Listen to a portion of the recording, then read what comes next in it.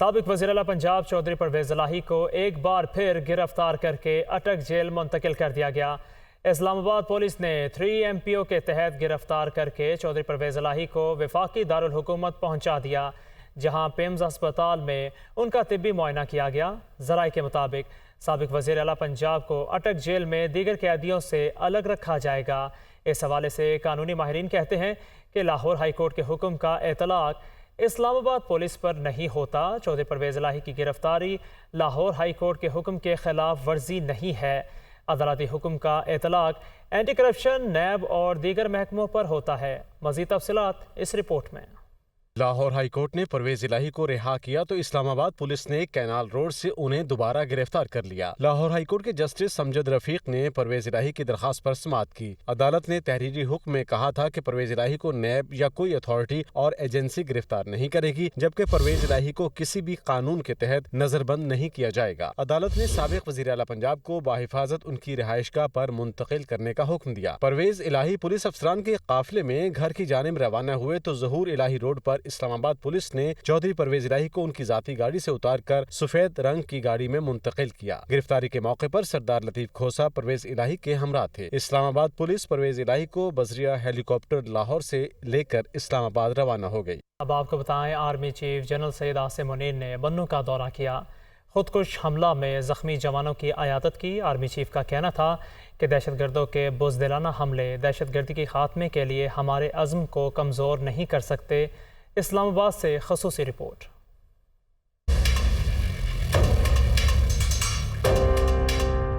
بنو آمد پر army chief general Syed Asim Munir کو خودکش دھماکے کے بعد کی صورتحال اور سیکیورٹی انتظامات کے حوالے سے بریفنگ دی گئی۔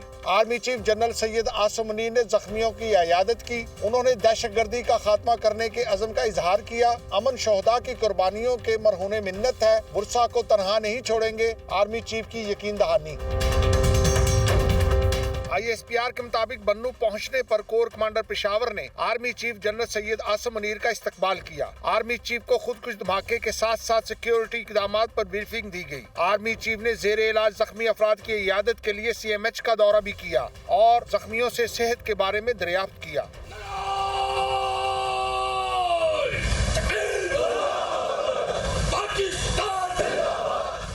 آرمی چیف نے افسران اور جوانوں کے عزم کو سراہا اور کہا کہ پاک فوج دہشت گردی کے خلاف کردار ادا کرتی رہے گی تاکہ قوم کو اس لعنت سے نجات دلائی جا سکے۔ Army chief general Syed Asim Munir نے واضح کیا کہ فوج قانون نافذ کرنے والے اداروں اور قوم کو دہشت گردوں کے بزدلانہ ہتھ کنڈوں سے جھکایا نہیں جا سکتا۔ دہشت گردوں کا خیال ہے کہ وہ جوانوں کے غیر متزلزل عزم اور ریاست کی رٹ چیلنج کر سکتے ہیں، لیکن ہم اس کی ہرگز اجازت نہیں دیں گے۔ ان کا مزید کہنا تھا کہ ہم نے طویل جنگ لڑی ہے اور آخری دہشت گرد کے خاتمے تک لڑتے رہیں گے۔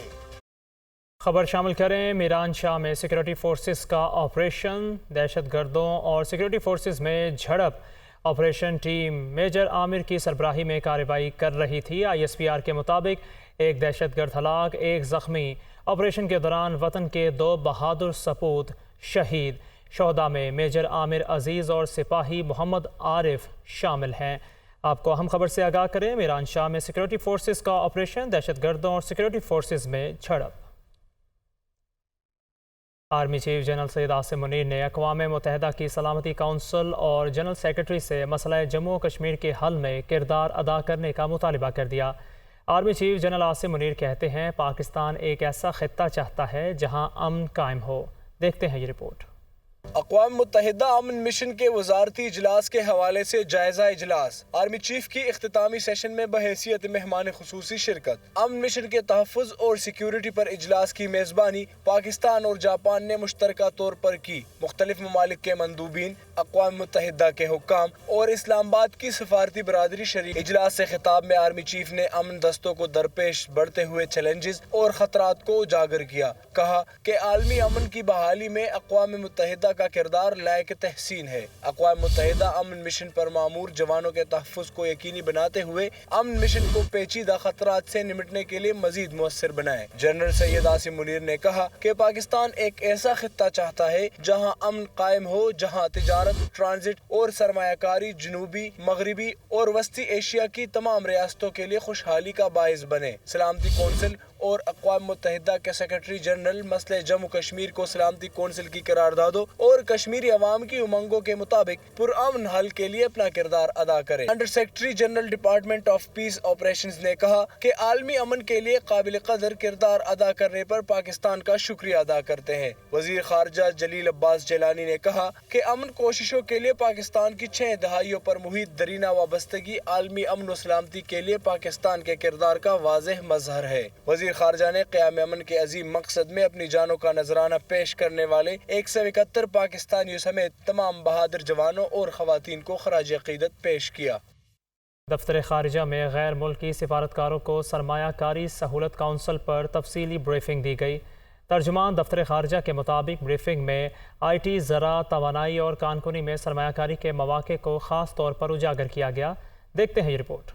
اسلام آباد میں ممکن سفارتی مشنز کو دفتر خارجہ میں فیسیلیٹیشن کونسل پر بریفنگ۔ وزیر اعظم کے معاون خصوصی ڈاکٹر جہانزیب خان نے پریزنٹیشن دی۔ سفارتکاروں کو کونسل کے قیام اور مختلف پہلوؤں سے آگاہ کیا گیا۔ ترجمان دفتر خارجہ کے مطابق بریفنگ میں 4 اہم شعبوں انفارمیشن ٹیکنالوجی، زراعت، توانائی اور کانکنی میں سرمایہ کاری کے مواقع کو خاص طور پر اجاگر کیا گیا۔ سفارتی مشنوں سے درخواست کی گئی کہ وہ اپنے ممالک کو پاکستان کے وسائل سے مالا مال ملک ہونے کے بارے میں بتائیں اور ان سے فائدہ اٹھانے کے لیے بریفنگ میں بتایا گیا کہ حکومت پاکستان نے حال ہی میں اسپیشل انویسٹمنٹ فیسیلیٹیشن کونسل تشکیل دی ہے۔ یہ کونسل ملک میں فیصلہ سازی کو تیز کرنے اور تعاون کو فروغ دے گی۔ کونسل ملک میں براہ راست غیر ملکی سرمایہ کاری کو آسان بنانے کے لیے ون ونڈو پلیٹ فارم کے طور پر کام کرے گی۔ بریفنگ سیشن میں وزارت خارجہ کے اعلیٰ حکام نے بھی شرکت کی۔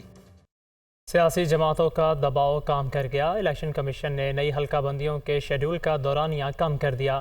نئی حلقہ بندیاں 30 نومبر تک مکمل کی جائیں گی۔ مزید تفصیلات کے لیے یہ رپورٹ دیکھتے ہیں۔ سیاسی جماعتوں کے مطالبے پر الیکشن کمیشن کا اہم اقدام، نئی حلقہ بندیوں کا شیڈول محدود کر دیا۔ حلقہ بندیاں 30 نومبر تک مکمل کرنے کا فیصلہ، جنوری کے آخری یا فروری کے پہلے ہفتے میں عام انتخابات کی راہ ہموار۔ الیکشن کمشنر سکندر سلطان راجہ کی زیر صدارت الیکشن کمیشن میں اہم اجلاس، سیاسی جماعتوں کے جلد از جلد انتخابات کے انعقاد کے مطالبے پر غور کیا گیا۔ الیکشن کمیشن کے اعلامیے میں کہا گیا ہے کہ سیاسی جماعتوں کی مشاورت اور فیڈ بیک کے بعد حلقہ بندیوں کے دورانیے کو مزید کم کر دیا گیا ہے۔ اب حلقہ بندیوں کی حتمی اشاعت 30 نومبر 2023 کو ہوگی۔ اس تاریخ کو مد نظر رکھتے ہوئے الیکشن کے شیڈول کا اعلان بھی کیا جائے گا۔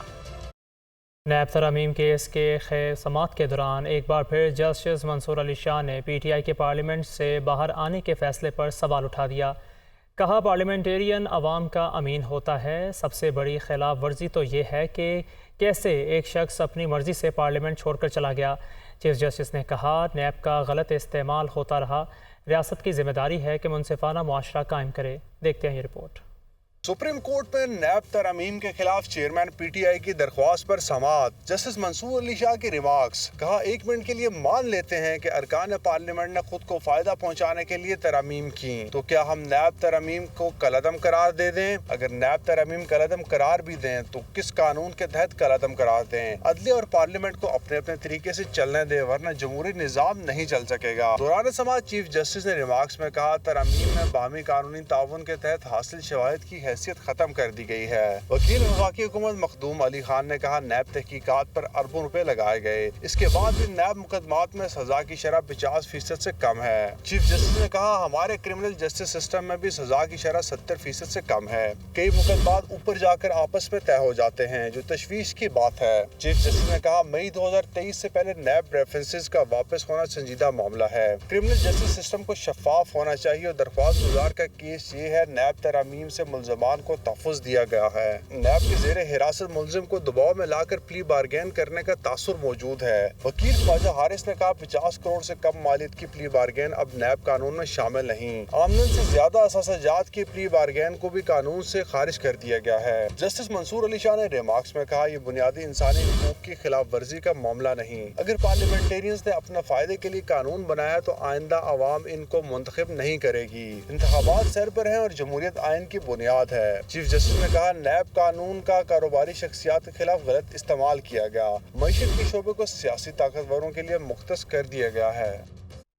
سپریم کورٹ نے نیب ترامیم کیس کی سماعت کا تحریری حکم نامہ جاری کر دیا۔ جسٹس منصور علی شاہ نے اختلافی نوٹ لکھ دیا۔ رائے دے دی کہ نیب ترامیم کیس کے فیصلے سے پہلے پریکٹس اینڈ پروسیجر قانون کا فیصلہ کیا جائے یا فل کورٹ تشکیل دیا جائے۔ یہ رپورٹ دیکھیے۔ نیب ترامیم کیس کے فیصلے سے پہلے پریکٹس اینڈ پروسیجر قانون کا فیصلہ کیا جائے یا کیس کی سماعت کے لیے فل کورٹ تشکیل دیا جائے۔ ایکٹ درست قرار دیا گیا تو نیب ترامیم کیس کا فیصلہ خود بخود غیر مؤثر ہو جائے گا۔ جسٹس منصور علی شاہ کا اختلافی نوٹ میں جسٹس منصور علی شاہ نے لکھا کہ بادی نظر میں پریکٹس اینڈ پروسیجر ایکٹ کا اطلاق تمام زیر التوا مقدمات پر ہوتا ہے۔ اگر ایکٹ کو درست قانون قرار دیا گیا تو اس کا اطلاق عدالتی فیصلے کی بجائے قانون کی منظوری سے ہوگا۔ جسٹس منصور علی شاہ نے اختلافی نوٹ میں رائے دی ہے کہ پریکٹس اینڈ پروسیجر قانون کا فیصلہ 3 رکنی بینچ کی بجائے 8 رکنی بینچ نے کرنا ہے۔ 4 ماہ سے زائد کا وقت گزرنے کے باوجود کیس کو دوبارہ سماعت کے لیے مقرر نہیں کیا جا سکا۔ براہ راست عدلیہ کے امور سے متعلق قانون پر غیر ضروری تاخیر سمجھ سے بالاتر ہے۔ حکم امتناع جاری کرنے کے بجائے جلد فیصلہ کر لیا جاتا تو غیر یقینی صورتحال پیدا نہ ہوتی۔ دوسری جانب سپریم کورٹ نے اپنے تحریری حکم نامے میں کہا ہے کہ practice and procedure act case کا فیصلہ سپریم کورٹ کو قانونی طریقے سے چلانے کے لیے ناگزیر ہے۔ اس وقت پریکٹس اینڈ پروسیجر ایکٹ معطل ہے۔ 50 سماعتوں کے بعد بینچ تبدیل کرنا عوامی پیسے کا ضیاع ہوگا۔ موجودہ 3 رکنی خصوصی بینچ ہی نیب ترامیم کیس کی سماعت جاری رکھے گا۔ جسٹس منصور علی شاہ نے پریکٹس اینڈ پروسیجر ایکٹ کو سامنے رکھ کر بینچ پر اعتراض اٹھایا۔ اب آپ کو بتائیں، گورنر سندھ کامران ٹیسوری کی لندن میں نواز شریف اور شہباز شریف سے ملاقات۔ کہا مسلم لیگ نون کے قائد میاں نواز شریف عوام کو ملنے والے مہنگے بجلی بلوں پر تشویش کا شکار ہیں۔ نواز شریف کہتے ہیں 2015 اور 16 میں عام آدمی کو 1500 سے 2000 کا بل آتا تھا۔ کامران ٹیسوری کا مزید کہنا ہے کہ مجھے نہیں معلوم پرویز الہی کو کن وجوہات کے بنا پر رہائی ملنے کے بعد گرفتار کیا گیا۔ عدالتوں کے معاملات میں مداخلت نہیں کرنا چاہیے۔ ان کا مزید کیا کہنا ہے، آئیے آپ کو دکھاتے ہیں۔ بہت پریشان ہیں اس ایشوز پہ بھی کہ جو پاکستان میں اس وقت بجلی کا بحران ہے اور جو بجلی کے بل آ رہے ہیں۔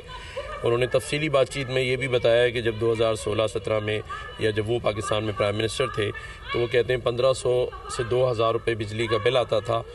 آج وہ بل 30,000 اور 50,000 پہ پہنچ گیا ہے۔ اور مہنگائی اور ڈالر کے بارے میں بھی انہوں نے بتایا کہ 105 روپے کا تھا، آج 350 کے قریب پہنچ رہا ہے۔ ان سے ملاقات میں ٹوٹل بات چیت پاکستان میں اصلاحات، استحکام اور معیشت کے اوپر ہوئی۔ یہ تو ان کی جو جماعت ہے نون لیگ، یہ تو ان کا فیصلہ ہے کہ وہ کب آتے ہیں۔ وہ چاہتے ہیں کہ جن لوگوں نے پاکستان میں آج مہنگائی کا یہ عالم کیا ہے، لاقانونیت کی ہے، اور ان کی یہ بھی کہنا تھا کہ جن لوگوں نے پاکستان کو اس حالت میں پہنچایا ہے ان کا احتساب ہونا ضروری ہے۔ پاکستان اسٹاک ایکسچینج میں آج مثبت رجحان رہا۔ 100 انڈیکس میں 310 پوائنٹس کا اضافہ ریکارڈ کیا گیا۔ انٹر بینک مارکیٹ میں ڈالر کی قدر کم اور اوپن مارکیٹ میں بڑھ گئی۔ اسٹیٹ بینک کی جانب سے مانیٹری پالیسی کے اعلان اور شرح سود میں اضافے کی خبروں کو افواہیں قرار دینے کے بعد اسٹاک مارکیٹ میں آج سرمایہ کاروں کا اعتماد بحال ہوا۔ 100 انڈیکس 310 پوائنٹس اضافے سے 45,312 پوائنٹس پر بند ہوا۔ رواں کاروباری ہفتے کے ابتدائی 4 روز میں 100 انڈیکس 2,668 پوائنٹس گر گیا تھا۔ انٹر بینک میں ڈالر 7 پیسے کمی سے 305 روپے 47 پیسے پر بند ہوا۔ اوپن مارکیٹ میں ڈالر کی قدر میں اضافے کا سلسلہ جاری ہے۔ اوپن مارکیٹ میں ڈالر 5 روپے اضافے سے 331 روپے کی نئی بلند ترین سطح پر پہنچ گیا ہے۔